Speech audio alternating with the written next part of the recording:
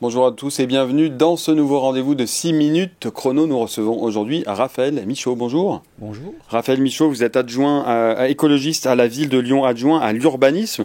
Alors, et si Lyon, c'est un peu provocateur, devenait une ville sans style? Depuis leur arrivée en 2020, les écologistes ont changé en profondeur l'image de la capitale des Gaules. Fini les grands projets architecturaux, adieu la starchitecture, comme on appelait ça à l'époque, notamment de Gérard Collomb. Désormais, on est plus dans la sobriété et l'usage qui passe avant l'esthétique. Mais cette nouvelle approche, est-ce une force ou un risque d'uniformité pour la ville? Alors, on va en discuter avec Raphaël Michaud. Pendant 20 ans, c'est vrai que Lyon, elle a brillé un peu par son goût pour l'architecture, le design, un peu une vitrine esthétique pour s'imposer comme métropole. Est-ce que finalement, vous avez balayé l'héritage de Gérard Collomb? Alors, je n'ai certainement pas balayé l'héritage de Gérard Collomb, c'était clairement une force pour changer des territoires qui avaient une image de marque déplorable. Jamais on n'aurait pu changer Perrache si on avait gardé l'image du quartier des putes et des prisons. Donc là, avec la Darse, avec des architectures complètement exubérantes, on a changé certains quartiers. Maintenant, moi j'en viens au constat que l'architecture c'est pas ça. L'architecture c'est des choses qui permettent de voir qu'on a bifurqué de manière explicite et qu'on prend soin des habitants. Dans une ville très agressive, dans une ville où chacun se sent vraiment sollicité en permanence, moi je tiens à ce que l'architecture soit plutôt un lieu de douceur, un lieu élégant, un lieu apaisant. Ouais. Tout à fait. Ok. Est-ce que, alors c'est vrai que on s'était rencontrés un peu en amont de cette émission, mais vous avez des mots, vous parlez d'urbanisme santé, d'architecture régénérative, de matériaux sains qui font baisser la tension artérielle. Il y a quand même un peu derrière cette sémantique qu'on arrive à comprendre, hein, clairement, parce que c'est ça, mais il y a quelque chose de conceptuel, un peu de communautaire, un peu utopique des années 70.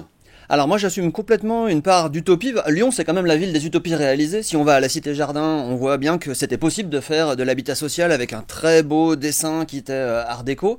Et ben maintenant je suis très heureux de voir que les promoteurs aussi arrivent à faire des bâtiments en pisé, des bâtiments en pierre massive, des bâtiments en paille, des bâtiments en bois, et que ça se vend et que les gens dedans sont bien et qu'effectivement on peut garantir de l'intimité et du bien-être pour que chaque logement soit un cocon et un lieu où on puisse s'épanouir. C'est quoi, ça va être ça pour vous, selon vous, la bascule en architecture, en urbanisme, c'est effectivement aujourd'hui, c'est de l'architecture santé, c'est ça la vraie bascule aujourd'hui?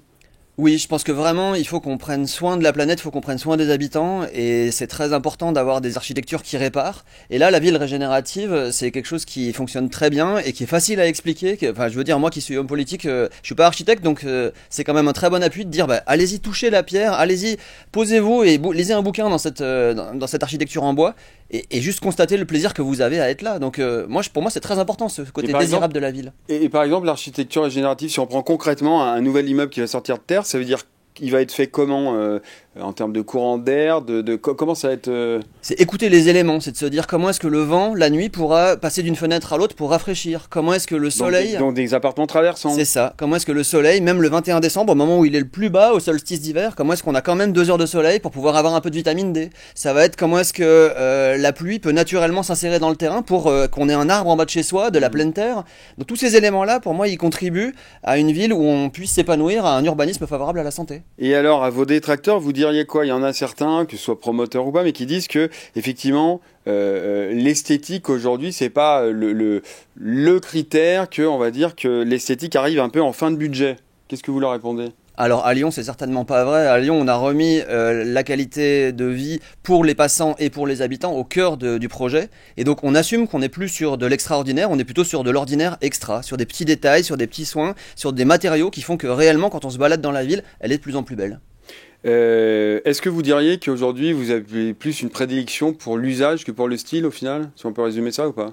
Comme ça. C'est un style qui traduit l'usage. Ça, moi je l'assume, le fait qu'on n'aille pas faire semblant, qu'on n'aille pas mettre des carreaux qui masquent la réalité du matériau ou des fonctions qui soient un peu perturbées. Là, on assume que quand c'est un bâtiment de logement, ça se voit, quand c'est un bâtiment de bureau, ça se voit, quand c'est des bâtiments hybrides, eh ben, on a une composition spéciale. Et donc forcément, l'architecture, elle reprend sa place pour traduire et laisser transpirer ce qui se passe dedans. Parce que c'est vrai vous m'avez donné des photos un peu de bâtiments qui vont sortir de terre, qui vont être bientôt inaugurés.